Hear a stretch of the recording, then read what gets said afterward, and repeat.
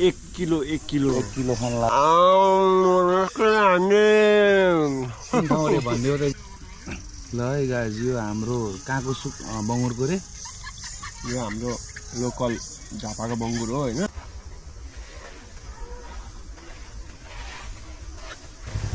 यो चाहिँ सेतो पोल्ने ठाउँ भक्ति बङ्गुरको यहाँ दामले मिठो बनाएको छ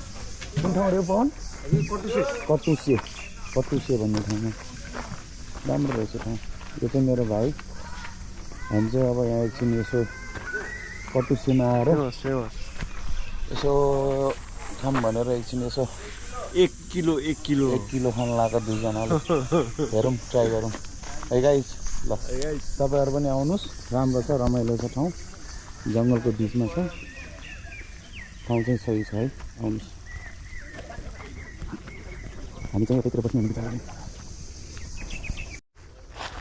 लाछि पाचोको हरा भने त टेन्सनै हुँदैन अरू हरा पनि मतलब छैन छ र माछा छैन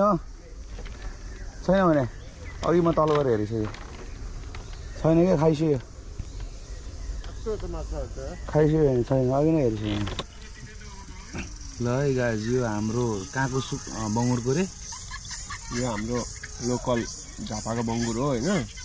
लोकल बङ्गुर हो यो बङ्गुर के भन्नु सुँगुर हो यो हैन अचारमा यसरी चोप्ने यो चाहिँ सेकेर बनाएको हो सेकेर पुरै भट्टीमा अघिको उयसमा क्लिपमा देखिहाल्नु कस्तो थियो भट्टी हैन हो त्यसमा सेकेर बनाएको हो पोलेको पनि हैन सेकेको अनि यसलाई यसरी अचारमा छप्प चोप्ने अनि यहाँ देखाउनुहोस् त यहाँ हेर्नुहोस् त भनिदियो त एकचोटि कटुसे भन्ने ठाउँमा ल आउनुहोस् है तपाईँहरू पनि एकदम रमाइलो ठाउँ छ